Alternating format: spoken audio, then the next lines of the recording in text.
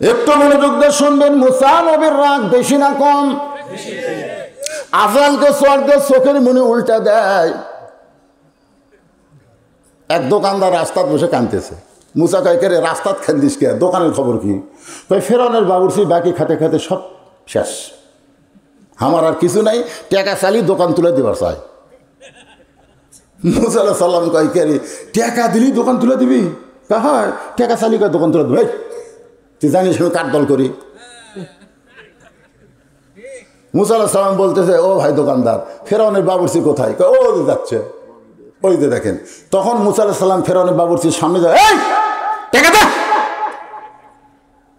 বাবুর্চি কয়, কে রে তোর মাথার টুপি মুখর দাড়ি, তুই হুজুর মানুষ এত তোর ঝাঁকি মারিস তার মানে?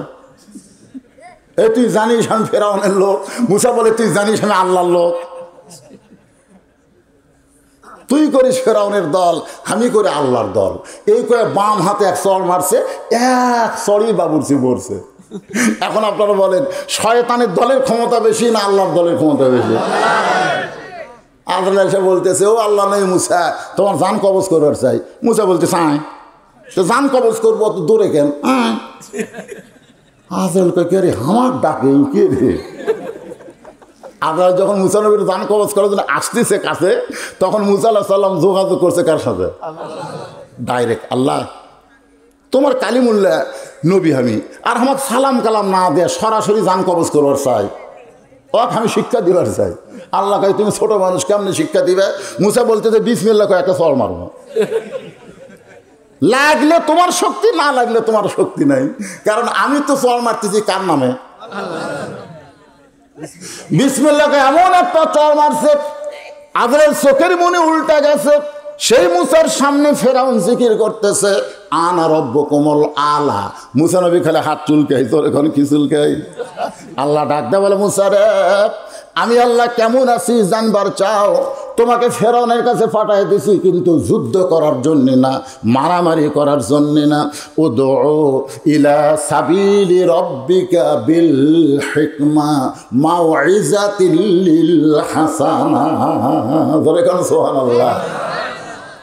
আমি আল্লাহ যে আরশে আছি, হিকমতের সাথে ফেরাউনকে দাওয়াত দাও। চর থাপ্পড় দিয়ে দাওয়াত দেওয়া লাগবে না। দাওয়াতের কাম হলো হিকমতের সাথে, আর জেহাদের কাম হলো তরবারি দিয়ে। জোরে কোন কথা ঠিক কিনা? এবার মুসা আলাইহিস সালাম বলে, ফেরাউন, ও ফেরাউন, তুমি যে জিকির করতেছো আনা রব্বুকুমুল আলা, আসল জিকির কি তুমি জানো না? ফেরাউন কয়, আসল জিকির কি? মুসা বলতেছে, আসল জিকির হলো লা ইলাহা ইল্লাল্লাহু মুসা কালিমুল্লাহ। সবাই বলেন না কেন, আসল জিকির করবেন না আপনারা? আসল জিকির লা ইলাহা ইল্লাল্লাহ। না এ বাবা, তোমরা বসো না কেন? ময়নারা বসো। লা ইলাহা ইল্লাল্লাহ, লা ইলাহা লা ইলাহা ইল্লাল্লাহ মুহাম্মাদুর রাসূলুল্লাহ সাল্লাল্লাহু আলাইহি ওয়াসাল্লাম। সঙ্গে সঙ্গে ফেরাউন চিৎকার দিয়ে লাফ দিয়ে উঠছে। এতক্ষণ ফেরাউন বসেছিল চেয়ারে, এবার লা ইলাহা ইল্লাল্লাহর জিকিরের ঝাঁকিতে লাফ দিয়ে উঠছে। কি দিয়ে উঠছে? লাফ দিয়ে উঠে এখন সামিয়ানা পর্যন্ত ফাটায়। দেখেন না, জিকির করতে করতে ওরে বাবারে কাঁপতে কাঁপতে করে হুজুরক পাড়া ধরে। ফেরাউনেরও সেই ঝাঁকি, বুঝলেন? লাফ দিয়ে, তোর আল্লাহর জিকির যদি করবার চাস, তোর আল্লাহর জায়গা যা। আমার রাজত্বের মধ্যে তোর আল্লাহর কোনো জিকির চলবে না। একটু মনোযোগ দিয়ে শুনবেন। ফেরাউন বলতেছে, তোর আল্লাহর জিকির যদি করবার চাস, তোর আল্লাহর জায়গায় যা। আমার রাজত্বের মধ্যে তোর আল্লাহর জিকির চলবে না। আজও বাংলাদেশে ফেরাউনের গোষ্ঠী আমির হামজার ওয়াজ করবার দিল না। জোরে কোন কথা ঠিক? তোর আল্লাহর জিকির করিস, তোর আল্লাহর জায়গায় যা। আমার এলাকার তোর আল্লাহর জিকির, তার মানে যারা কোরআনের মাহফিল করতে দেয় না, 144 ধারা জারি করে, এরা আসলেই ফেরাউনের গোষ্ঠী। ধরে তোর কথা, কার গোষ্ঠী? ফেরাউনের গোষ্ঠী। তোর আল্লাহর জিকির তো আল্লাহর আমার এটি খায়। মুসা আলাইহিস সালাম বলে, ফেরাউন তাহলে ব্যাটা দে, হিকমতের সাথে ব্যাটা দে। তোর কতটুকু আল্লাহর কতটুকু বাটিয়ে দে। দাদা দান করছে 10 শতক মসজিদে, লাতির সময় জায়গা 20 লাখ টাকা শতক লাগছে শহরে, 20 লাখ টাকা শতক। এখন লাতি চিন্তা করে মসজিদটা 6 শতকের মধ্যে হবি, খামাখা 10 শতক। লাতি 2 শতক জায়গা দখল করছে। তখন মসজিদ কমিটি বলতে ভাই মসজিদে তো 10 শতক রে, মাকে 8 শতক পাওয়া যায়, 2 শতক গেল তার মধ্যে। একে আমিন নিয়ে এসে মাপছে, মাপে বলতেছে অনেক মাপার পরেও আল্লাহর 8 শতক পাওয়া গেল। আল্লাহর কয় শতক? 8 শতক। ইনকা লাল কালিতে ঘর করছে যে এইটুকু আল্লাহর, এরই পরে এইটুকু বান্দার। আল্লাহ তুই কে তো গ্লাপ্তার করলো রে? গোটা পৃথিবী আল্লাহর, আর ওই মাপা করছে 8 শতক আল্লাহর পাওয়া গেল। তাহলে মাথা দে, তুই যে আল্লাহর জিকির করতেছিস আনা রব্বুকুমুল আলা, তুই কি খাস নাকি? হামান বলতেছে আমার আল্লাহ খায়। ফেরাউন বলার আগে হামান বলতেছে আমার আল্লাহ খায়। মুসা আলাইহিস সালাম বলতেছেন ওমা মিন দাব্বাতিন ফিল আরদি ইল্লা আলাল্লাহি রিজকুহা। পৃথিবীতে এমন কোনো বিচরণশীল প্রাণী নাই যার রিজিকের ব্যবস্থা আল্লাহ করেনি। সমস্ত রিজিকের মালিক কে? আল্লাহ। কিন্তু 22 সালে একজন নেতা বলেছিল 23 সাল হবে দুর্ভিক্ষের বছর, বাংলাদেশ 23 সাল হবে দুর্ভিক্ষের বছর। আপনারা বলেন 23 সাল চলে গেল, আমাদের কি দুর্ভিক্ষ হয়েছে? জিনিসপত্রের দাম বেশি, কিন্তু টাকা কিসের টাকা নাই? আমি এমন কোনো লোক দেখিনি ভাই 500 টাকা ছাড়া বের করে, এসলা হাজিরা খাটে কসকস করে 500 টাকা বের করে। কষাই বলতে হুজুর আগে গরুর দাম আসলো 20 টাকা কেজি, সকালে জব করছি সন্ধ্যা পর্যন্ত বেচতে পারিনি। তখন ডাকা ডাকা বলা গেছে ভাই রে গোস্ত 5 বাঁচলো রে, তুই লে ভাই দাম দেওয়ার পারিস দেশ না দেশ খাইয়া দোয়া করিস। আর এখন সকাল 7টায় জব করি 8টার মধ্যে শেষ। তার মানে বোঝা গেল যত দামি হোক না কেন আমাদের দেশে দুর্ভিক্ষ হবে না, হবে না। কারণ যে দেশের আকাশ দিয়ে পাখি উড়ে গেলে পায়খানা করে, মাটির পোড়া 7 দিন পর একটা ঘাস হয়, সেই দেশে কোনোদিন দুর্ভিক্ষ হবে? দুর্ভিক্ষ হবে না, তবে একটু কষ্ট হবে। এই কষ্ট হওয়ার পিছনে কারণ হলো যাহারা ফাসাদা মিনাল বাররি ওয়াল বাহর বিমা কাসাবাত আইদিয়ান নাস, জলে স্থলে যে কষ্ট হবে, এইগুলো কষ্ট আমাদের হাতের কামাই। এখানে আল্লাহর দোষ দেওয়া যাবে না। জোরে কান কথা ঠিক কি না? একটু মনোযোগ দিয়ে শোনেন। হামান বলতেছে আমার আল্লাহ খায়। ফেরাউন বলতেছে হামান রে কি বলতেছিস? হামান বলতেছে আমার আল্লাহ খায়। সর্বপ্রথম ফেরাউনকে যিনি আল্লাহ বলেছেন তার নাম হলো হামান। জোরে কান তার নাম কি? কারণ আল্লাহ যদি না বলে তাহলে মন্ত্রিত্ব টিকবি না। হামানের মন্ত্রিত্ব টিকানোর জন্যে ওই ফেরাউনকে আগে আল্লাহ কাছে আল্লাহ থাক। আজকে মন্ত্রিত্ব টিকানোর জন্যে হামান ফেরাউনকে আল্লাহ কইছে। মুসা আলাইহিস সালাম চোখ গরম করে বলতেছে যে আল্লাহ খায় সে আল্লাহর বিপদ আছে, যদি বেশি খায় খাওয়ার একটা পরিমাপ আছে। আল্লাহ রাসূল বলেছেন তোমাদের ক্ষুধা লাগলে, খুব বেশি ক্ষুধা লাগলে তোমরা ক্ষুধাকে 3 ভাগ করবা। জোরে কোন কয় ভাগ করবা? আমরা আঙ্গুলের দিকে তাকান, ক্ষুধারে 3 ভাগ করা লাগবে। 1 ভাগ খাওয়া লাগবে, 1 ভাগ পানি পান করতে হবে, আর 1 ভাগ আল্লাহর জন্য ফাঁকা রাখতে হবে। এই তরিকায় যারা খায় তাদের কোনোদিন বুকের উপরে পেট উঠবে না। আল্লাহর একজন ওলি ছিল, নাম হলো শেখ সাদি রহমতুল্লাহ আলাইহি। তিনি জানতে পারলেন ওই শহরের একজন হোটেলের মালিক নাকি বলেছে 1 মাস আমি ফ্রি খাওয়াবো, 1 মাস কোনো টাকা পয়সা দেওয়া লাগবে না, যার যা মনে চাই ফ্রি খাবে। শেখ সাদি চিন্তা করলো ফ্রি খাওয়ানোর মালিক হচ্ছে আল্লাহ, এই হোটেলের মালিক ফ্রি খাওয়ায়, এবার কেমন মালিক একটু দেখবার যায়। দূর থেকে তাকায় দেখতেছে শত শত লোক হোটেলের মধ্যে ঢুকতেছে কিন্তু বাড়ায় না। তিনি কাছে গিয়ে দেখলেন যে ওইখানে লেখা আছে ফ্রি খাওয়ার দরজা। যেরকম কি খাওয়ার দরজা? সমানে খালি ঢুকতে থেকে কত বড় হোটেল রে, সমানে মানুষ ঢোকে কিন্তু বাড়ায় না। তিনি বললেন না এ দরজা দেখলে হবে না, একটা হোটেল গোটাল ঘুরে দেখা লাগবে। পিছন দিকে ঘুরবার যায় দেখে আর একটা দরজা আছে, সে দরজার নাম হলো পিটন খাওয়ার দরজা। একটা হলো ফ্রি খাওয়া আর একটা হলো পিটন খাওয়া। ওই ফ্রি খাওয়া পায়া এরা টুটি পর্যন্ত বসাছে, বুঝলেন, কি পর্যন্ত ফ্রি খাওয়া যায়। কিন্তু বার হওয়ার সময় দরজাতে একটা হিসাল দিয়ে একটা দারোয়ান দাঁড়িয়ে আছে, বার হওয়ার সাথে হাত ধরে এক চড় মারতেছে, এক চড়ে ঘুরমি খেয়ে ঘুরে যা খাইছিল সব বমি করতেছে। শেখ সাদি কয় তাহলে এই খায়া লাভ কি হলো? ফ্রি খায়া তো পিটন খাওয়া হলো, মাঝখান দিয়ে সব বমি হয়ে গেল রে। একবার পিটন খাওয়ার দরজা, আরেকবার ফ্রি খাওয়ার দরজা। কেউ কাউকে বলতেছে না ভাই ফ্রি খাওয়ার দরজা দিয়ে ঢুকিস না রে, পিটন খাওয়ার একটা দরজা আছে, কেউ বলতেছে না, কারণ সবাই ভাবতেছে হামুও খাসি তুইও খা। কিন্তু শেখ সাদি হলো আল ওলামা ওয়ারাসাতুল আম্বিয়া, ধরে এখন সুবহানাল্লাহ, আলেমদের দায়িত্ব আছে না নাই? শেখ সাদি রহমতুল্লাহ আলাই পিটন খাওয়ার দরজা থেকে আবার ফ্রি খাওয়ার দরজা এসে দেখে সমানে মানুষ ঢুকতেছে। শেখ সাদি বলে আমিও ঢুকবো, কারণ আমার পেটেও খিদা আছে, তবে আমি খিদাকে 3 ভাগ করে খাবো। 1 ভাগ খাদ্য খাবো, 1 ভাগ পানি পান করবো, 1 ভাগ আল্লাহর জন্য ফাঁকা রাখবো।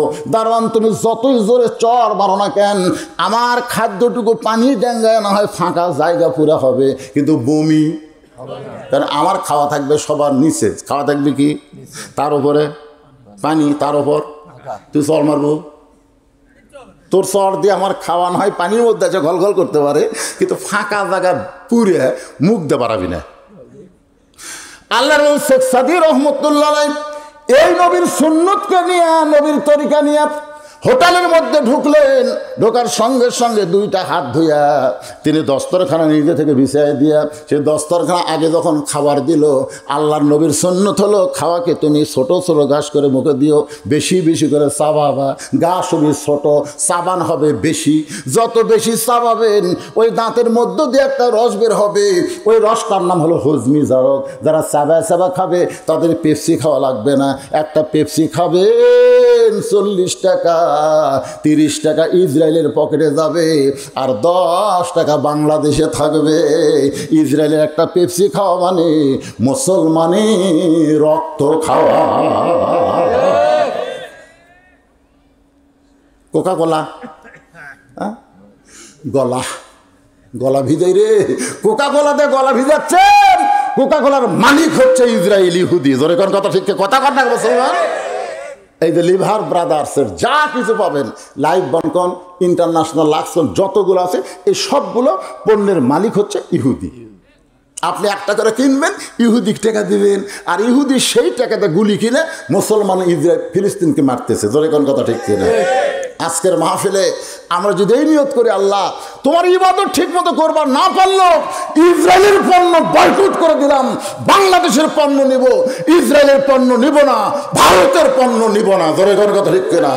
ভারত 400 বছরের পুরাতন বাবরি মসজিদ ভাঙলো, সেই মসজিদে গতকাল রাম মন্দিরের উদ্বোধন করলো। ধরে কোন কথা, কথা কর না কেন? করেনি, গতকাল করেনি। 400 বছর যেখানে মসজিদ ছিল, যেখানে আমরা আল্লাহু আকবার কয়ে রুকু সেজদা করছি, যেখানে 5 ওয়াক্ত নামাজের আজান হয়েছে, সেই মসজিদ ওরা ভাঙ্গা দিয়ে সেই মসজিদের জায়গায় ওরা রাম মন্দির বানালো। ভারতে কি কোনো জায়গা নাই? এই কোন ভারতে কি জায়গা নাই? কিন্তু মসজিদ ভাঙ্গা রাম মন্দির বানালো কেন? ওরা বলে স্বাধীনতার সময় আমাকে সহযোগিতা করছে। স্বাধীনতার সময় আমাকে সহযোগিতা করা মানে বাংলাদেশকে ভারতের অঙ্গরাজ্য বানাবার আছে। জনগণ কথা কথা কন না কেন? আজ থেকে নিয়োগ করেন, ভারতের একটা পণ্য আমরা কিনবো না। কথা কয় না, কথা কয় না, কিনেন। মান্তাসাব্বা বিকওমিন ফাহুয়া মিনহুম, এই হাদিসের ওসিলায় আপনি জাহান্নামে যাবেন। যদি না জানে কিনেন সেটা ভিন্ন কথা। আজকে তো জানতেন কিটকাট, ডেরি মিল্ক ছিলেন, আপনি ছেলে খিলেন, খাওয়ার পরে গেলি রুচি নেই, ভাত লিয়া যায় খায় না। তখন কয় হুজুর আমার ছেলেকে একটু দোয়া দরুদ পড়ে দেন তো হুজুর, খাওয়া রুচি নেই। আয়তুল কুরসি দোয়া দরুদ পড়ে ফু দিন। কয়দিন পরে মা খবর কি? কয় হুজুর খায়। মাশাল্লাহ, তাহলে দোয়া কর না হুজুর, আপনি দোয়া দিয়ে খায় না হুজুর, মোবাইল চালু করলে খায়। মানে মোবাইল চালু করে দিলে ওই খায় হুজুর, তাছাড়া খায় না। কি আপনার বাচ্চা করে কি দিয়ে খিলাচ্ছেন? মোবাইল চালু করে খিলান। কিছুদিন পরে বুঝবেন এই মালটা কি হচ্ছে, কিছুদিন পরে বুঝবেন।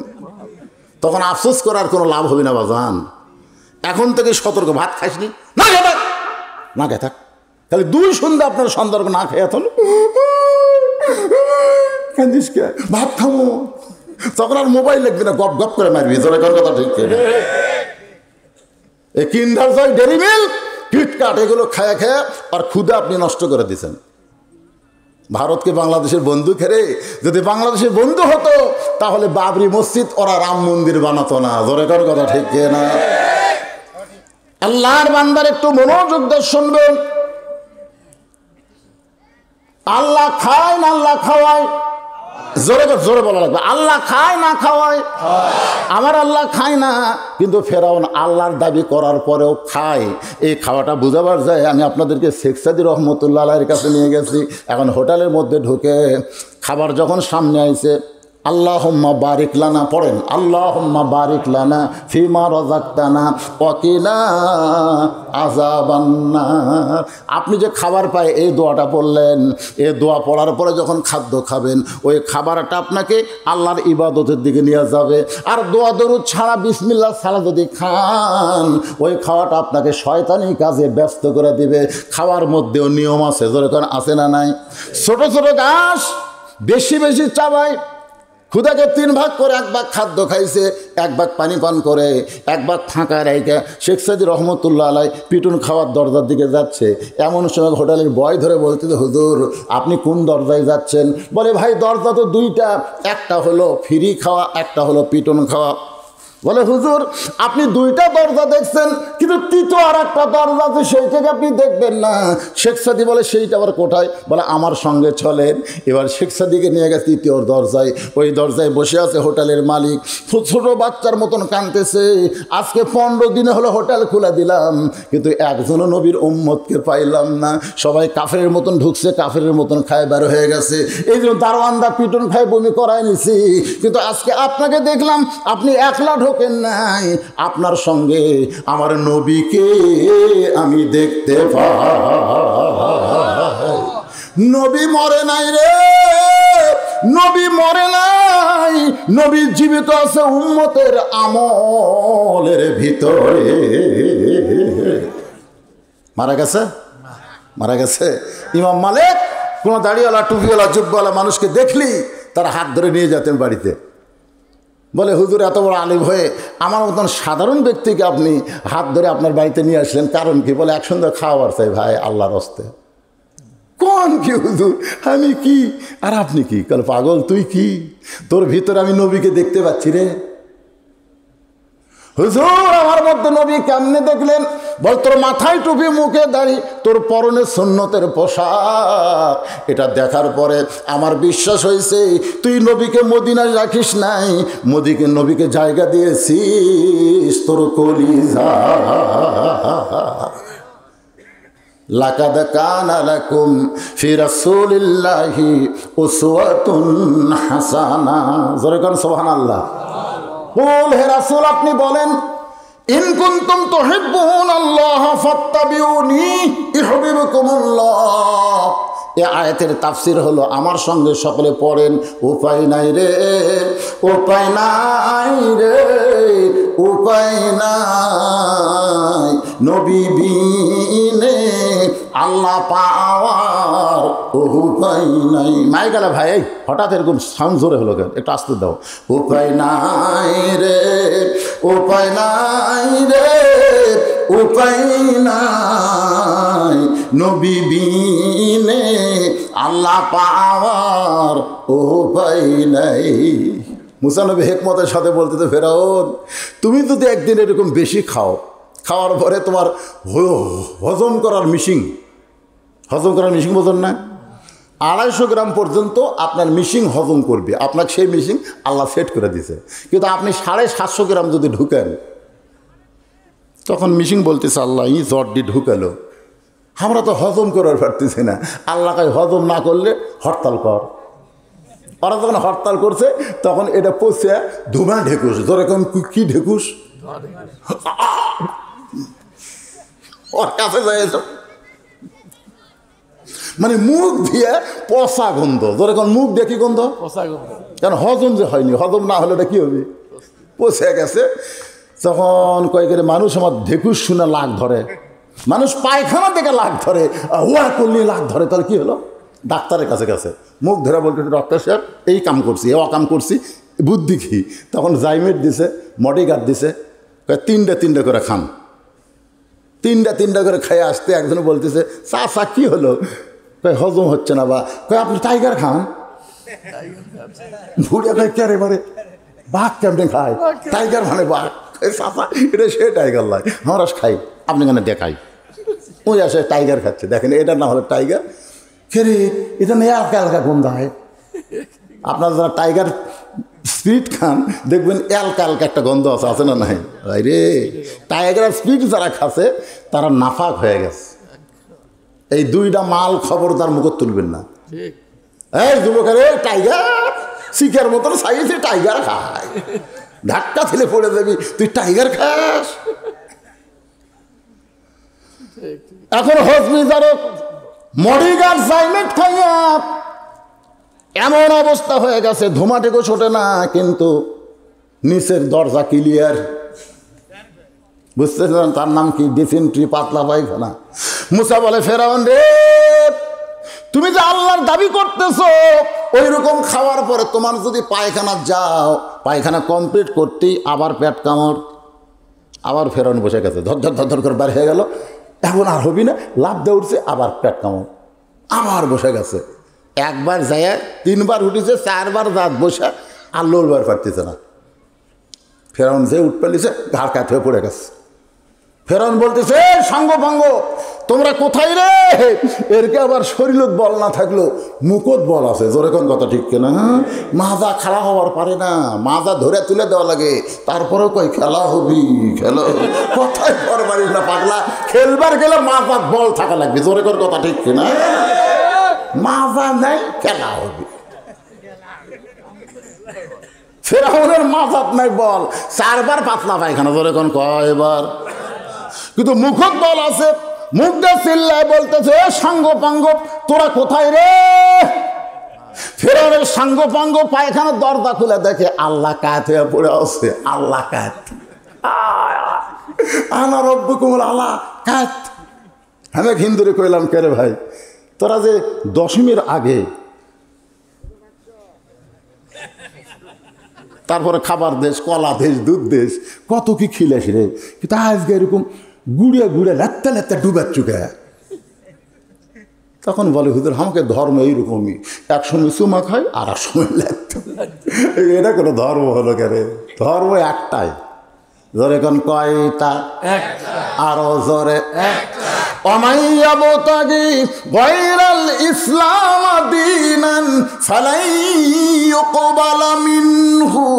আল্লাহ বলেছেন ইসলাম ছাড়া অন্য কোনো ধর্ম নাই, ইসলাম ছাড়া অন্য কোনো ধর্মকে যদি গ্রহণ করে আল্লাহ বলেছেন সেইটা কবুল করা হবে না। আল্লাহর কাছে কবুলযোগ্য একমাত্র ধর্মের নাম কি? ইসলাম। ফেরাউনের সাঙ্গপাঙ্গ সবাই কিন্তু ফেরাউনের বেতন খায়, চাকরি করে, তাই বলে সবাইকে ফেরাউনের পক্ষে, দুই একজন বিপক্ষে, বুঝলেন? কিন্তু বেতন নেওয়ার জন্যে ওরা আল্লাহ আল্লাহ আল্লাহ আল্লাহ করছে, কিন্তু আজকে দেখে আল্লাহ বিপদ। তখন সাহস করে বলতেছে, এত ক্ষমতার অহংকার করেন, একলা বাড়াবার পারেন না, এত ক্ষমতার অহংকার করেন, এত ক্ষমতা আপনাকে রে একলা একলা বাড়ান, পুলিশই আসেন কে? জোরে কোন কথা ঠিক না? এত ক্ষমতার অহংকার করেন, একলা বাড়াবার পারেন না। এই কথা যেই মাত্র মুসা কইছে, সঙ্গে সঙ্গে ফেরাউন বুঝবার পারছে মুসা হেকমতের সাথে আসল জায়গায় হাত দিয়েছে। সঙ্গে সঙ্গে মুসা বলতেছে, ফেরাউন বলতেছে ধর। যেই ফেরাউন বলছে ধর, মুসা বলতেছে আল্লাহ, ফেরাউন আমাকে ধরবার চায়। আল্লাহ বলে, মুসা তুই দৌড়ে। মুসা কয়, আল্লাহ তুমি কি কবার চাও? আমার হাতত বল নাই, ওই আমাকে ধরবার আসে, আমি ওকে ধরবার চাই। 4 মাস যখন মুসা নবীর বয়স কয় মাস? আসিয়ার কোলের মধ্যে আছে। ফেরাউন বলতেছে, এ তো খুবই সুন্দর রে, আমাকে একটু দাও তো। আসিয়া দিবার চাচ্ছে না, আসিয়া দিবার চাচ্ছে না। তো ফেরাউন, এত সুন্দর একটা বাচ্চা, আমি একটু আদর করি, এই করত লেখন মুখের কাছে নিয়ে গেছে।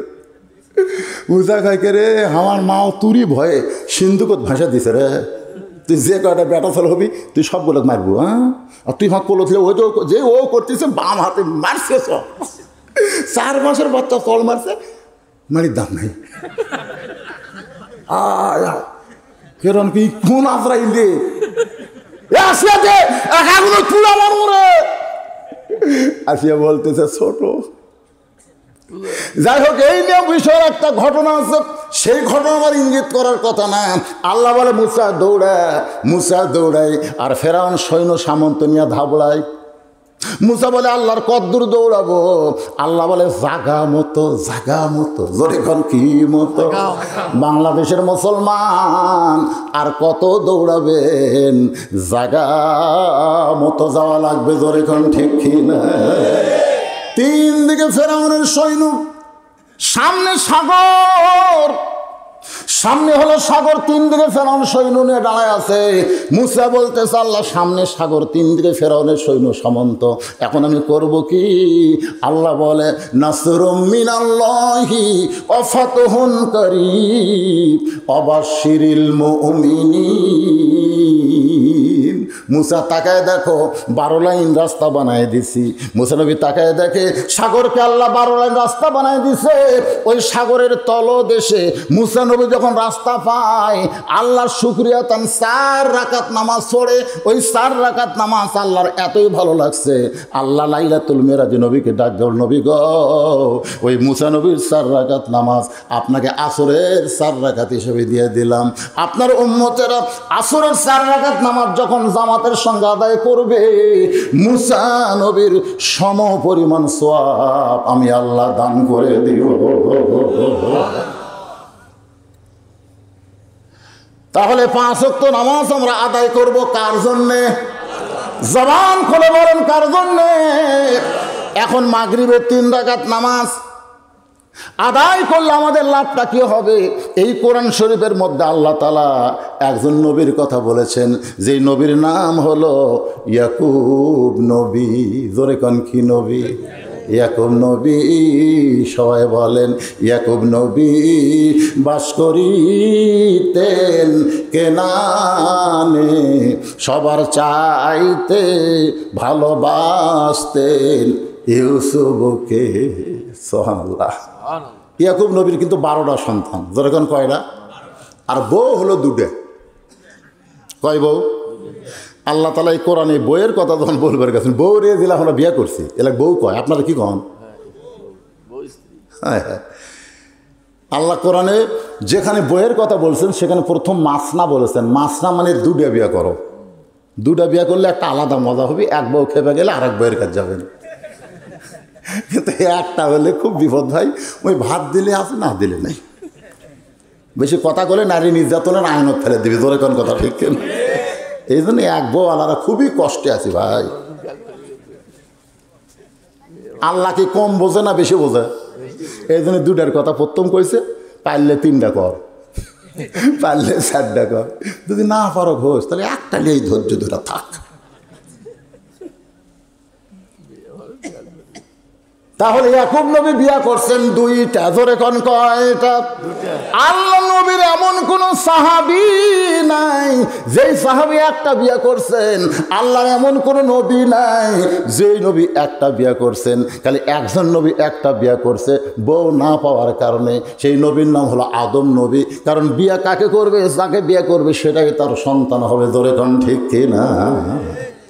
আর কোন নবী একটা বিয়া করে নাই, নবীর কোন সাহাবীরা একটা বিয়া করে নাই। কিন্তু আমাদের বাংলাদেশে নারী নির্যাতন আইন হওয়ার কারণে মনে আশা থাকলেও কিন্তু আমরা পারতেছি না। আমাদের দেশের সব নারী বিশারদগুলো বলবে এই মৌলবীরা 2টা বিয়ে করছে, 2টা বিয়ে করছে রে পাগলা। তোর গেলা কাল রাত্রে ওয়ার ডিউটি পারবার যায়। ইয়াকুব নবী 2 বিয়ে করছে। জোরে কোন কয় বিয়া? এক বউয়ের পেট থেকে আল্লাহ 10টা সন্তান দান করেছে, আরেক বউয়ের পেট থেকে 2টা সন্তান দান করেছেন। ইয়াকুব নবী নির্জনে বসে আল্লাহর কাছে বলতেছে, আল্লাহ আমার 2টা সন্তান এত ভালো, এই 10টা এত খারাপ কেন হয়ে গেল? আল্লাহ ডাকবে, ইয়াকুব রে, সন্তান ভালো মন্দ বাপের কারণে নয়, সন্তান ভালো মন্দ হয় মায়ের কারণে। তোমার যে 2টা সন্তান ভালো তার মা ভালো, যে 10টা সন্তান খারাপ তাদের মা খারাপ। আজকে আপনার প্রমাণ পেয়ে গেলেন। এই যে সন্তানগুলো রাস্তাঘাটে ঘুরতেছে, তবারক নেওয়ার সময় আসবে, এটা কিন্তু সন্তানের দোষ না, এটা হলো আর মায়ের দোষ। জোরে কোন কার দোষ? বাবা আনন্দে মাতিয়া সাগরে ভাসাইয়া, আনন্দে মাতিয়া সাগরে ভাসাইয়া, সেই যে চইলা গেল ঘুইরা এলো না। মাজন ধরিয়া উদরে কতই কষ্ট করে, 10 মাস পরে পায় প্রসবের বেদনা। এমন দরদি ভবে কেউ হবে না আমার মা, মা গো। 10 মাস যখন মায়ের পেটে আমরা ছিলাম, আপনারা বলেন তো মায়েদের কি মাসিক ব্যারাম হচ্ছে? কেন হয়নি কোন তো? সন্তান পেটে আসার পরে আল্লাহ মেয়েদের যে মাস গেলে 3 দিন 5 দিন যে একটা ব্যারাম দেয়, অসুখ দেয়, যে অসুখ হলে নামাজ রোজা কিছুই হবি না। জোরে কোন কথা ঠিক কিনা? সে অসুখটা সন্তান আসার সাথে সাথে আল্লাহ বন্ধ করে দেয়। সন্তান পেটে নিয়ে মার যেন ইবাদতের কোনো কমতি না হয়, কারণ মায়ের ইবাদতের সাথে পেটের বাচ্চার আল্লাহ সম্পর্ক করে দেয়। জোরে কোন সুবহানাল্লাহ। পেটে বাচ্চা নিয়ে মা যদি নামাজ পড়ে, রুকুর থেকে যখন সেজদায় যায়, তখন বাচ্চা একটা চাপ খায়। ফেরেশতাকে আল্লাহ দেখো তোমার বান্দি রুকুর থেকে সেজদাত গেল, পেটের বাচ্চা চাপ খেলো। আল্লাহ কয় ফেরেশতা সাক্ষী থাকো, যেই মা পেটে বাচ্চা নিয়ে নামাজ পড়লো, ও মা শুধু নিজে নামাজ পড়লো না, পেটের বাচ্চাকেও নামাজি বানায়া দিল। আজকে 22 যারা নামাজ পড়ে না, বুঝবেন ওই পেটত থাকতে ওর মা একক তো নামাজ পড়েনি। হোটেলের দরজাত কালো পর্দা দিয়ে রমজান মাসে তারা খায়, এই মালগুলা কিভাবে পেটের মধ্যে হচ্ছে জানেন? ওই সারা বছর আর খিদে নেই, রমজান মাস হলে ওর এত খিদে বাড়ে। আমার কয় হুজুর 11 মাস আমার খিদা কম, কিন্তু রোজার মাসে এত খিদা লাগে। এগুলো তোর মা বাসা আছে? কয় আছে। যা মা কাছে যা, সে মায়ের কাছে কি আর যাস না কেন? যায় খালি বল যে 11 মাস আমার খিদা কম, রোজার মাসে খিদা বেশি কেন? ওই দা মা বলছে মা 11 মাস আমার খিদা কম, কিন্তু রোজার মাসে এত ক্ষুদা কেন? মা বলতেছে তোর দাদি এই সর্বনাশ করছে। তুই যখন আমার পেটত আসলি তখন তোর দাদি বলছে বৌমা রোজা রাখবো না, রোজা রাখলে পেটের বাচ্চা শুকা যাবে, খালি তোকে তাজা খাওয়ার জন্যে তোর দাদির কারণে আমি রোজার মাসে খাসিলে। এই যে রোজার মাসে খাওয়ার কারণে তুই পেটের মধ্যে খাওয়া শিখছো। তো রোজার মাসে মায়ের পেটত খাইছে, বেড়ায় এসে না খায় থাকবি। আজকে যে কয়টা ছেলে রমজান মাসে রোজা রাখে না, বুঝবেন ওর মাও পেটত রোজা ছিল না। একটা খ্রিস্টান নেপোলিয়ান বলেছে, ভালো একটা সন্তান যদি চাও তাহলে ভালো একটা বাপের দরকার। কথা বল না কেন? আমি যদি ভুল করে আপনার লোকমা দেবেন না? ভালো একটা সন্তান যদি আমরা চাই তাহলে ভালো একটা কিসের দরকার? আজকে সেই মাগুলো আমাদের নষ্ট হয়ে যাচ্ছে। আমার মায়েরা যারা পর্দার অন্তরে বসে আছেন, মা আপনারা মনে করতেছেন হুজুর যেই নামাজের ওয়াজ শুরু করলো আমাদের কি কোনো ওয়াজ করবে না? আমি প্রত্যেকটা মাহফিলে মেয়েদের কিছু না কিছু ওয়াজ করি, জোরে কোন ঠিক কিনা? এই জন্য দেখবেন সব বক্তার ওয়াজে মেয়েরা না আসলেও বগুশিদের ওয়াজে কিছু মেয়েরা আসে যে হুজুর আমাদেরকে ফাঁকি দিবে না। মায়েরা শোনেন, যারা পর্দার অন্তরে বসে আছেন, গভীর রাত্রে নবীর মেয়ে ফাতেমা হযরত আলীকে বুকের মধ্যে নিয়ে কাঁদতেছে। আলী বলে ফাতেমা কান্দার কারণ কি? বলে কান্দার কারণ হলো আমি আল্লাহর কাছে দোয়া করেছি, আল্লাহ আমার দোয়া কবুল করেছেন। আলী বলে ফাতেমা রে তুমি কি পাগলি নাকি? আল্লাহ যদি তোমার দোয়া কবুল করে থাকে তাহলে তুমি আনন্দ করো। ফাতেমা বলে স্বামী কি দোয়া কবুল করেছে আপনি কি জানেন? আলী বলে কি দোয়া কবুল করেছে? ফাতেমা বলতেছে আমি সবসময় আল্লাহকে বলতাম আল্লাহ আমি পর্দার মধ্যে আছি, পর্দার মধ্যে আমার মৃত্যু দিও। আল্লাহ তাআলা আমার দোয়া কবুল করেছে, পর্দার ভিতরে আমাকে মৃত্যু দিবে। বাংলাদেশের নারীরা পর্দার মধ্যে মরে না, কিন্তু মরার পরে পর্দা হয়, জোরে কোন ঠিক কি না? বাংলাদেশের মেয়েরা মাথার চুল বেচা খায় জানেন? এই মুরব্বী কি হলো রে? কি এই বাবা কি হলো রে? আর কি আছে? আচ্ছা ঠিক আছে থাক, অসুবিধা হচ্ছে না তোর। কিন্তু মনোযোগদার শোনেন, বাংলাদেশের মেয়েরা জীবিত একটা মুরব্বী উঠছে, দেখছে আর কাম পাইনি, একটা মুরব্বী উঠছে, আবার ধরবার আর এক মুরব্বী গাছ তাহলে হবি তাই। হ্যাঁ আল্লাহ শাফি আল্লাহ মাফি। আল্লাহ কোরআনে বলেছেন অনুনাজ্জিলু মিনাল কুরআনি মা হুয়া শিফাউ ওয়া রাহমাতুল লিল মুমিনিন। ওই জায়গায় ওকে শোয়ানোর ব্যবস্থা করেন। এই যে বসবিও না, আচ্ছা ঠিক আছে না বসলো, আপনি একটু একটু একটু ধৈর্য ধরেন। এ কোরআনকে আল্লাহ তাআলা যাবতীয় রোগের ঔষধ হিসাবে নাজিল করেছে, সুবহানাল্লাহ বলেন। আর সেই কোরআনের মাহফিলে এসে উনি অসুস্থ হবেন না, আল্লাহর হস্তে বিশ্বাস করেন, আল্লাহ ওনাকে সুস্থ করে দিবে। কথা বিশ্বাস করেন না ভাই আপনারা? এটা কোরআনে আছে না নাই?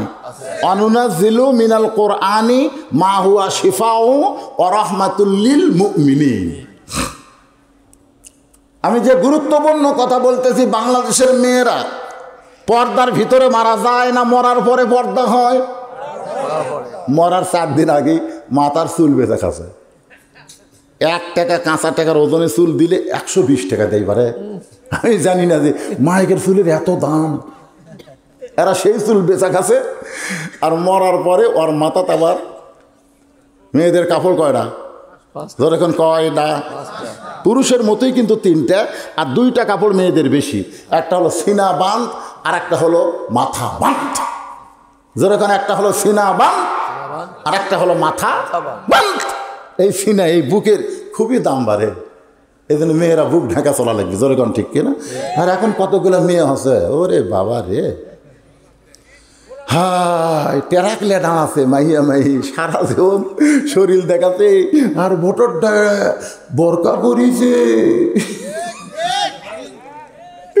রে ভাইয়া ভাই।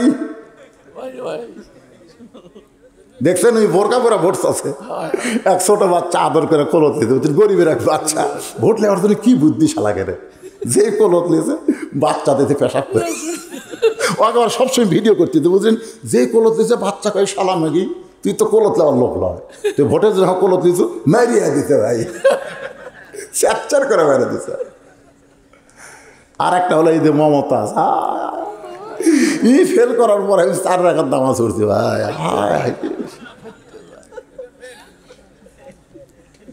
আমার সভাপতি সাহেব বলতেছে ফাটটা যায়, ফাটটা যায় গান ইসলামের ক্ষতি করেনি।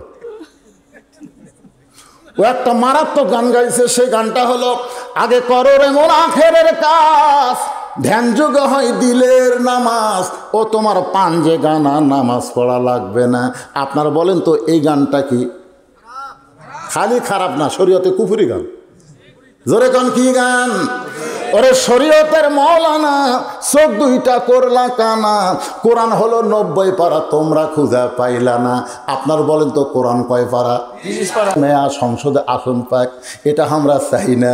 আল্লাহর মার দুনের বার, জোরে কোন কথা ঠিক কি না?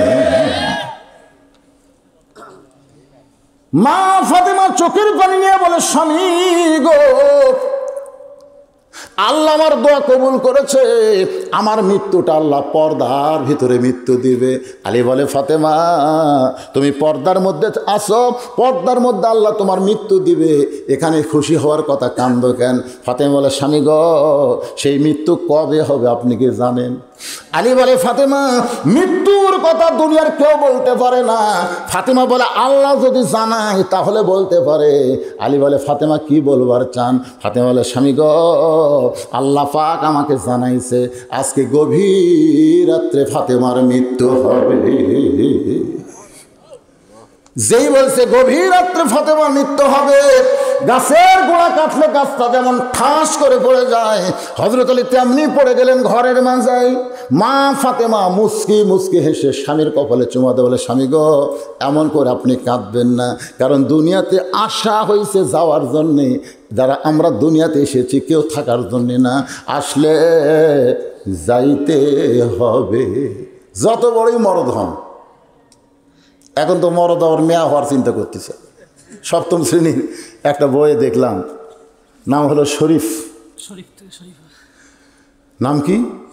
শরীফ। ওই শরীফা হবি।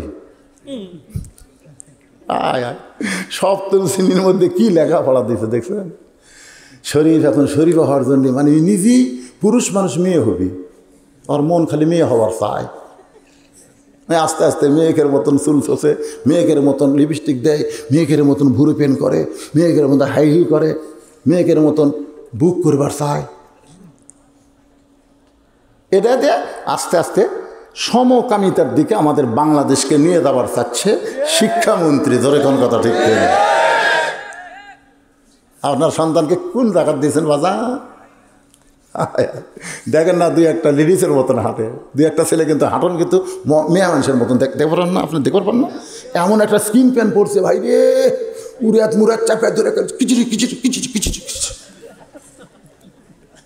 মোটর সাইকেল যখন চালাই দেবে মনে শালার পাশাত ঘুরে কিরমি ঢুকছে, তোর কথা ঠিক।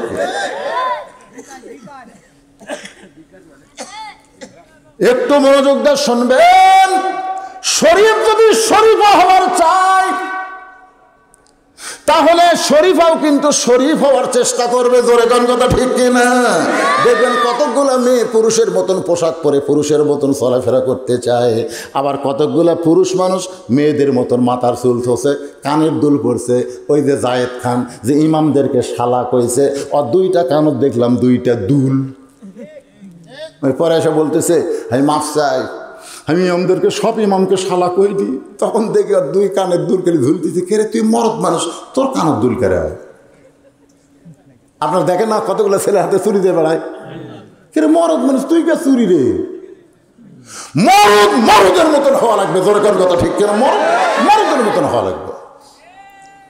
কি বলতেছিলাম একটু মনোযোগ দেন। মাগরিবের 3 রাকাত নামাজ আদায় করলে আমাদের লাভটা কি, আমাদের জানার অধিকার আছে না নাই? এইটা বোঝানোর জন্যই বলতেছি ভাইজান, আমার মায়েদের কথা চলে আইছে, কারণ মা যদি ভালো হয় সন্তান ভালো হবে।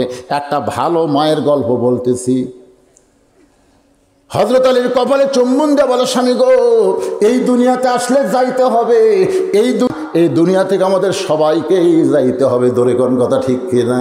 এই জন্য ইন্দ্রকিশোর গানে গানে কইছে, চলতে পথে 2 দিন থামিলাম, যাবার কালে একজন আরো দেখা না পাইলাম। এই গানটা গাইলে কোনো গুনাহ হবে না। যুবকেরা তোমরা সবাই বলো, চলতে পথে 2 দিন থামিলাম, যাবার কালে একজন আরো দেখা না পাইলাম। ও আমার সাদের মালা যাই রে ছিঁড়ে, রইব না আর বেশি দিন তোদের মাজারে, ডাক দিয়াছেন আল্লাহ আমারে, রইব না আর বেশি দিন তোদের মাজারে। থাকবেন দুনিয়াতে, থাকবেন, যাওয়ার দরকার আছে না নাই? কি হয়ে যাবেন, কি হয়ে? আল্লাহ কোরআনে বলেছেন, ইয়া আইয়ুহাল্লাযীনা আমানুত্তাকুল্লাহা হাক্কা তুকাতিহি ওয়া লা তামুতুন্না ইল্লা ওয়া আনতুম মুসলিমুন। মুসলমান হয়ে যদি যাইতে চায় তাহলে নামাজ নিয়ে না নামাজ ছাড়া? নামাজ নিয়ে খালি কবরের মধ্যে যদি যান ভাইয়া, মুনকির নাকির আসে প্রথম প্রশ্ন করবে, মান রব্বুকা, তোমার রবকে? আপনি কয়া লিখবি, আপনি নামাজ খাড়া হয়ে যাবে। নামাজ বলবে মুনকির নাকির সারা জীবন কষ্ট করে কবরতে একটু ঘুমাচ্ছে, আর তা প্রশ্ন করতেছিস মান রব্বুকা। এই লোকটা, এই যে লোকটা তুই মান রব্বুকা প্রশ্ন করতেছিস, এই লোকটা সারা জীবনে কয় ওয়াক্ত নামাজ পড়ছে? মুনকির নাকির বলছে আমাকে তো ক্যালকুলেটর নাই। তো ক্যালকুলেটর নাই তো প্রশ্ন করিস কারা? আচ্ছা সারা জীবনে কয় ওয়াক্ত খর ভালো না, কয় রাকাত পড়তে জানিস? তা তো আমরা জানি না।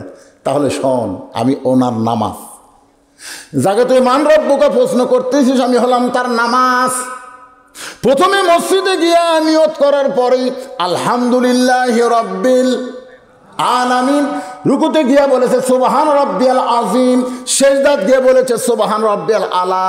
যে রব রব করে দুনিয়া থেকে কবরে আইলো, আবার তাকে রব সম্পর্কে প্রশ্ন করিস কেন?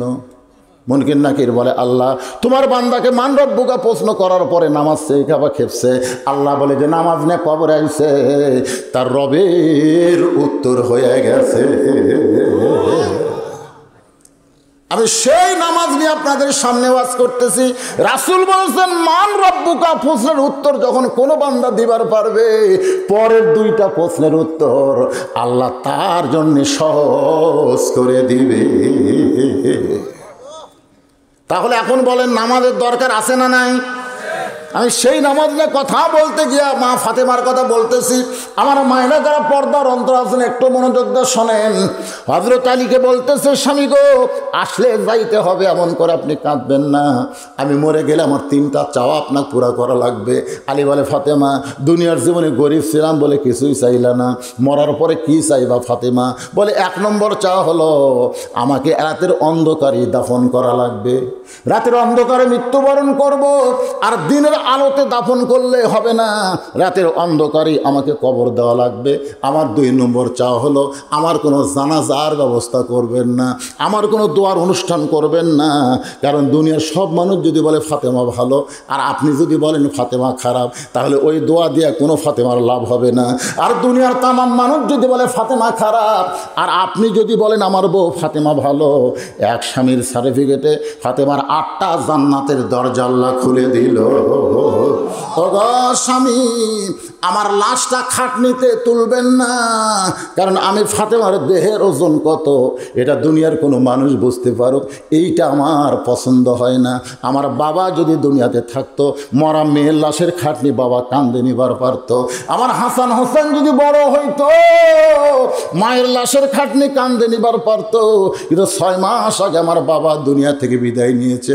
আমার হাসান হোসেন কেবল 4 বছর, 5.5 বছর বয়স। এরা 2 ভাই খাটনি কান্দে নিবার পারবে না। আপনি শুধু আমাকে আপনার কান্দে করে নিয়া জান্নাতুল বাকির পূর্ব কোণায় সবুজ রঙের একটা বাতি জ্বলতেছে, ওই বাতি বরাবর আমাকে দাফন করে দিবেন। ওগো স্বামী, আমার কবর খুঁড়তে যদি কষ্ট হয়, আপনার একান্ত বন্ধু কাউরে দিয়া আমার কবর খনন করে নেবেন। ওগো স্বামী, আমাকে কবর দেওয়ার পরে দুনিয়ার কোনো মানুষ যেন কবরের খবর না জানে। হযরত আলী গভীর রাত্রে ফাতেমাকে দাফন করে 2 হাত তুলে আল্লাহর কাছে আরজ করে, আল্লাহ, গরিব ছিলাম বলে দুনিয়াতে সুখ দিতে পারলাম না, কবরে রাইখা গেলাম, তুমি ফাতেমার দায়িত্ব নিয়ে নাও। এই দোয়া করার পরে তাকায় দেখে সামনে কয়েকটা পুরাতন কবর দেখা যায়। এইমাত্র ফাতেমার কবর দিয়েছে, সেই নতুন কবর আর দেখা যায় না। আলী কান্দের বলে, ফাতেমার কবর কোথায় রে, আমার ফাতেমার কবর? কে যেন ডাক দে, বলে, আলী রে, আর খুঁজিস না, আর খুঁজিস না রে আলী, ফাতেমার কবর তুই স্বামী হয়েও দেখতে পারবি না। ফাতেমা পর্দা নিশি, আমি আল্লাহ জোহরা ডিগ্রি দিয়া ফাতেমার কবরটাকে কিয়ামত পর্যন্ত পর্দা করে দিয়েছি। আমার সে মায়েরা পর্দার অন্তরলে ও শুনতেছেন, মা, আপনাদের নামাজের চাইতেও পর্দার গুরুত্ব বেশি। পর্দা যদি না থাকে মা, একটা ইবাদত আল্লাহর দরবারে কবুল হবে না। এই কারণে আল্লাহ কোরআনে পর্দাকে ফরজ করে বললেন, ওয়াকরনা ফি বুয়ুতিকুন্না ওয়ালা তাবাররাজনা তাবাররুজাল জাহিলিয়াতিল উলা। আল্লাহু আকবার। আপনারা কি বিরক্ত হচ্ছেন? আমি যখন টেজে উঠছি তখন 10টা কেবল বাজতেছে, 10 মিনিট কম 12টা, 12 মিনিট কম 12টা, কখন বাজে 12টা। 12টার পরে 23 তারিখ থাকবে না, 24 তারিখ হইয়া যাবে সোনার মাইনা। আমার দাওয়াত দিয়েছেন 23 তারিখের না, তাই বলে মনে করেন না যে মাগরিব এশার নামাজ না বলে আমি চলে যাবো, সেই বক্তা আমি না। আগামীকাল পর্যন্ত বাঁচার গ্যারান্টি নাই ভাই রে, কোনো গ্যারান্টি আছে? 1 তারিখ আমার অ্যাক্সিডেন্ট হলো, 1 তারিখে গাড়ি ভাঙ্গে গুঁড়িয়ে, ট্রাকও মারছে, বাসও মারছে।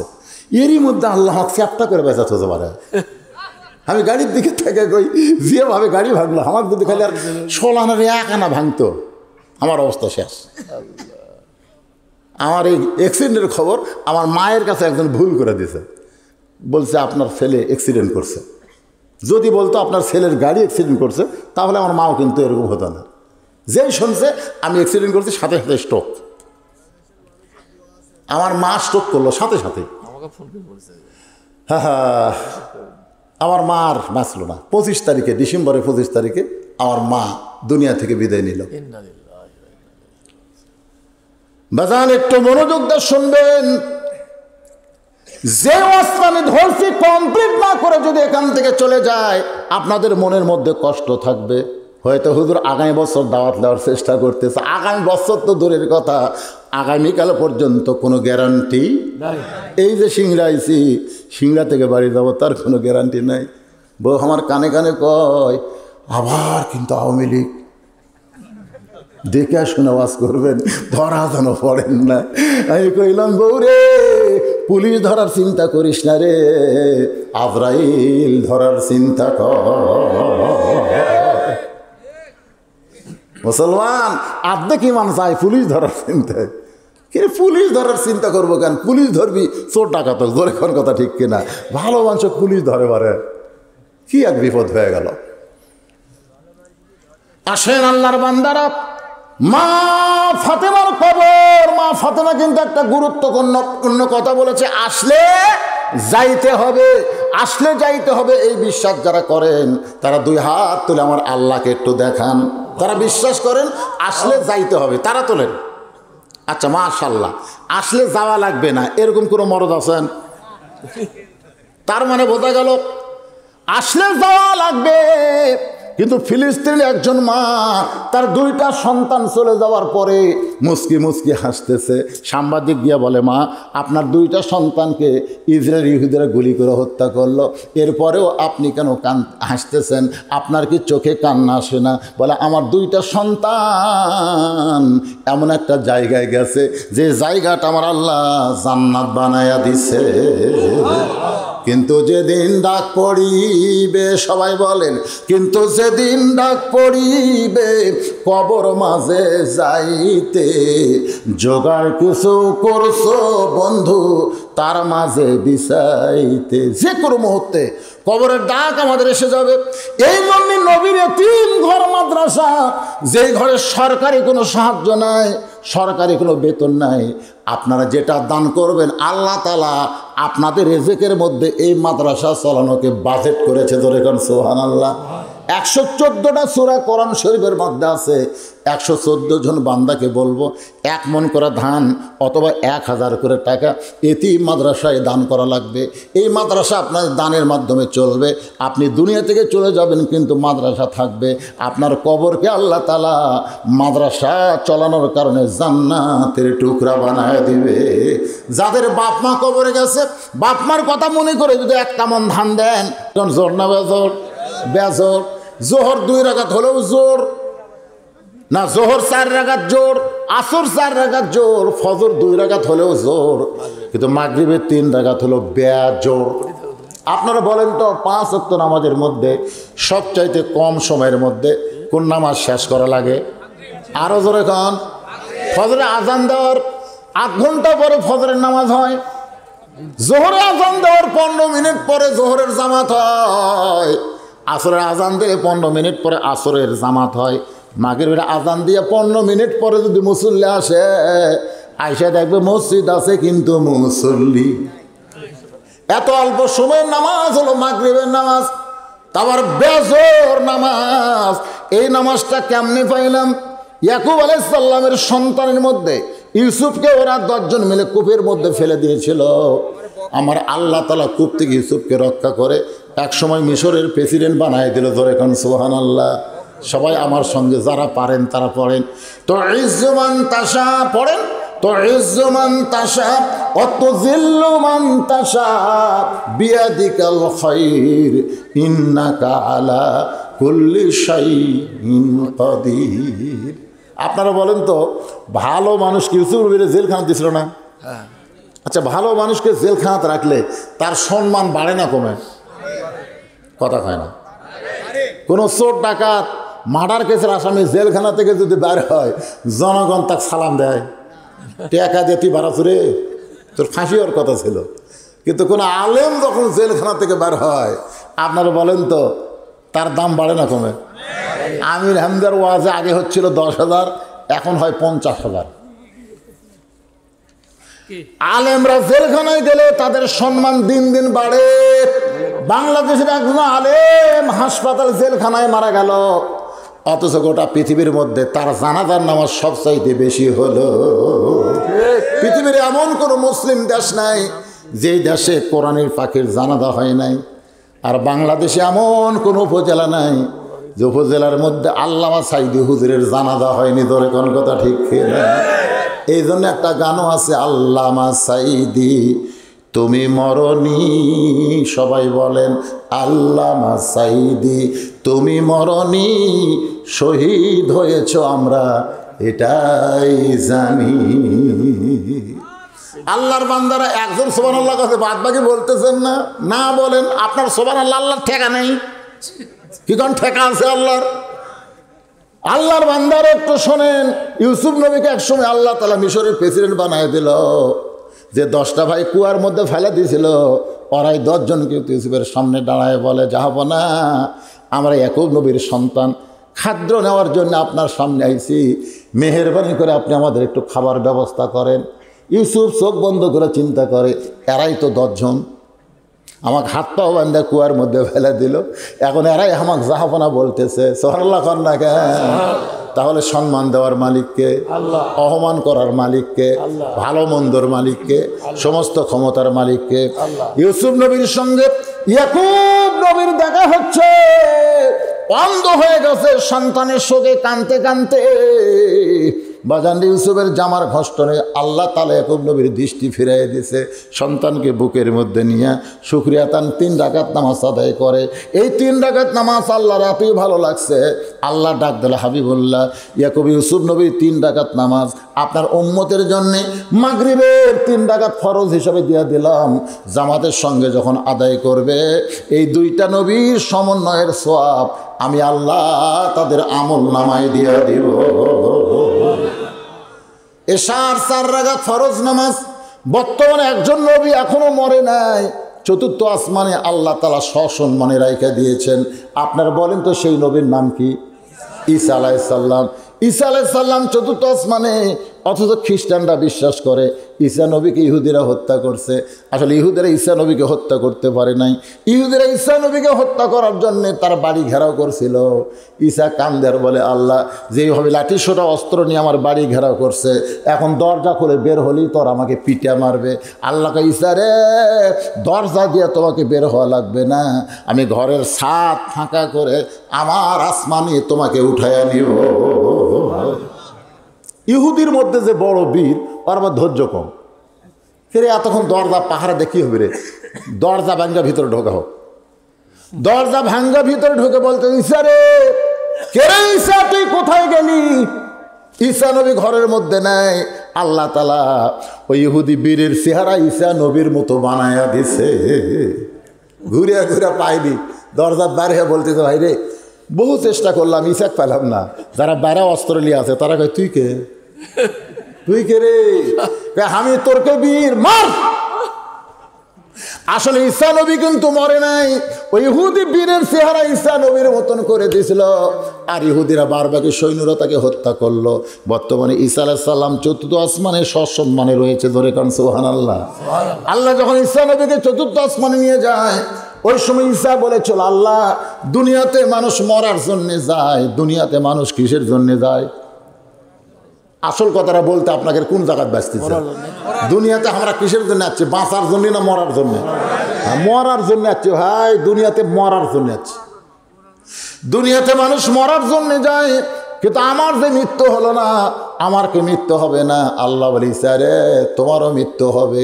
ঈসা বলতেছে, আল্লাহ আমার মৃত্যু কি 4র্থ আসমানে? আল্লাহ বলে, ঈসা তোমার মৃত্যু হবে দুনিয়ায়। ঈসা বলতেছে, আল্লাহ কবে আবার নবী করে দুনিয়াতে প্রেরণ করবেন? আল্লাহ কই, নবী নয়, বিশ্ব নবীর উম্মত করে তোমাকে প্রেরণ করা হবে। যেই বলছে বিশ্ব নবীর উম্মত, সঙ্গে সঙ্গে ঈসা নবী 1 নিয়তে 4 রাকাত নামাজ আদায় করে। আল্লাহ বলে, ঈসা রে বিশ্ব নবীর উম্মতের কথা শুনে 4 রাকাত নামাজ পড়ে আমাকে সেজদা দিলা। ঈসা বলতেছে, আল্লাহ নবী করে দুনিয়াতে প্রেরণ করছিলেন, আমি তেমন খুশি হবার পারি নাই, কিন্তু বিশ্ব নবীর উম্মত করে প্রেরণ করবেন সেই খুশিতে আমি 4 রাকাত নামাজ পড়ে শুকরিয়া জানাই। আল্লাহ বলে, ঈসা রে তোর ওই 4 রাকাত নামাজ উম্মতে মুহাম্মাদের জন্যে এশার 4 রাকাত নামাজ হিসেবে দিয়া দিলাম। আমার সঙ্গে সকলে একটু বলেন, নবী না হয়ে দুনিয়ার, না হয়ে ফেরেশতায় আল্লাহর, হয়েছি উম্মত আপনার, তার তরে শুকুর। কেরা 1000 বার কেরে, 1000-এর খাওয়া আছে, লাখো বারও হকুল হবে না, কোটি বার। এখন 1 লাখ টাকা দিলে কেউ খুশি হবে? একটা ফকিরের 1 লাখ টাকা আছে জানেন? আমার এলাকার এক ফকিরের বেটা বিয়ে গরু দিয়ে বিয়ে দিচ্ছে, গরু। ফকির রে, ওইও 1 লাখ টাকা জমা আছে। 1000-এর তো খাওয়াই নাই, লাখের আর চলবে না। এখন তার তরে শুকুর কোটি বার, সাল্লাল্লাহু আলা মুহাম্মাদ সাল্লাল্লাহু আলাইহি ওয়াসাল্লাম, সাল্লাল্লাহু আলা মুহাম্মাদ সাল্লাল্লাহু। ভাইজান কে সেটার হিসাব দেন, মাইকটা চালু করে দাও। হ্যাঁ, এটা চালু করো। আচ্ছা, চালু করছি।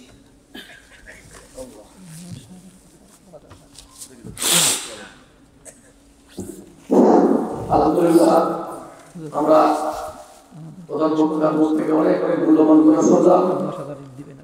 মাহফিলের সময় শেষের দিকে একদম আপনাদের সবার দাওয়াত, মনোযোগের সময় খাবার হবে, খাবার নিয়ে সবাই যাবে, খাবার কেউ না নিয়ে যাবেন ইনশাআল্লাহ।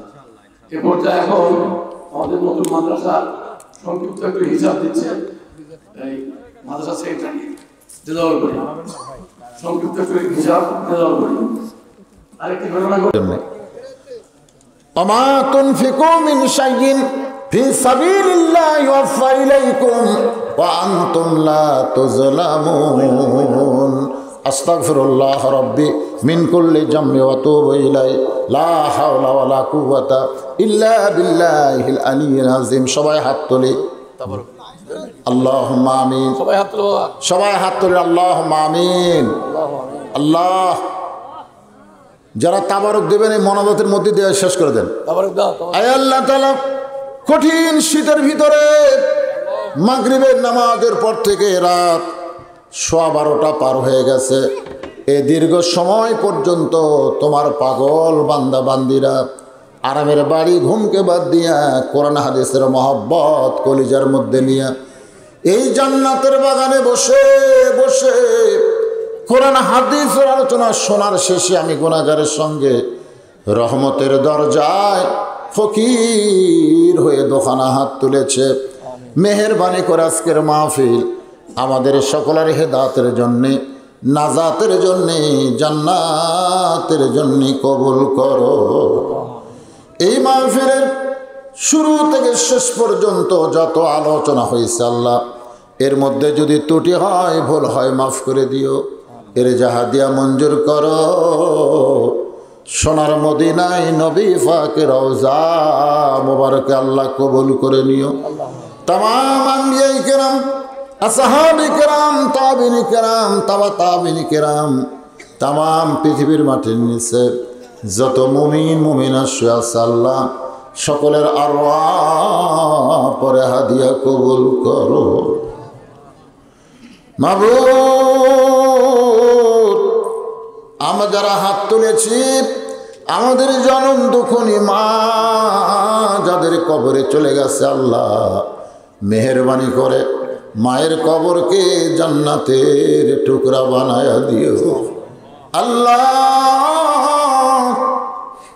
আমি সহ আমরা যারা বাবা হারে এতিম হয়ে গেছে আল্লাহ, বাড়িঘর সবই আছে, কিন্তু আমাদের বাপ যাদের কবরের ঘরে চলে গেছে আল্লাহ, মেহেরবানি করে বাবার কবরটাকে জান্নাতের টুকরা বানিয়ে দাও। আমাদের দাদা দাদি, নানা নানি, আত্মীয় স্বজন, শ্বশুর শাশুড়ি যাদের কবরে গেছে আল্লাহ, কবরবাসীদের তুমি মাফ করে দাও আল্লাহ। ফাটকল মাদ্রাসাকে কিয়ামত পর্যন্ত কবুল করে নাও আল্লাহ। এই মাদ্রাসার মহব্বতে, নগদে, বাকিতে যারা দান করেছে আল্লাহ, সকলের দানগুলোকে জান্নাতের বিনিময় হিসেবে কবুল করে নাও। বিশেষ করে মেয়র সাহেব 50,000 টাকা 10,000 ইট দেওয়ার কথা বলেছে আল্লাহ, তারা বিশাল দানকে আল্লাহ জান্নাতের বিনিময় হিসেবে কবুল করে নাও। কমিশনার সাহেব 5,000 টাকা এছাড়া অনেকে 5,000, 2,000, 1,000, 500, 1 মণ 2 মণ করে দান করেছে। আল্লাহ সকলের দানগুলোকে আল্লাহ জান্নাতের বিনিময়ে কবুল করে নাও আল্লাহ। আমার মা বোনেরা পর্দার অন্তরালে বসে বসে শুনেছে, আবিদা সালিহা পর্দানিশি কবুল করে মা ফাতেমার চরিত্র দান করো। আমি সহ আমরা যারা অসুস্থ অবস্থায় হাত তুলেছি আল্লাহ সুস্থতার নিয়ামত দান করে দাও। কত মানুষের জানাজার নামাজ আমরা পড়েছি, এই 2 হাতে কত কবরে আমরা মাটি দিয়েছি। একদিন আমরা সবাই মরে যাব, যেদিন আমাদের মৃত্যু হবে দিনটা যেন জুমার দিন হয়, মাসটা যেন রমজান মাস হয়। ইমানের সাথে ইজ্জতের সাথে এ দুনিয়া থেকে বিদায় নেওয়ার কালে আমাদের জবানে জারি করে দিও লা ইলাহা ইল্লাল্লাহু মুহাম্মাদুর রাসূলুল্লাহ সাল্লাল্লাহু আলাইহি ওয়াসাল্লাম। আসসালামু আলাইকুম।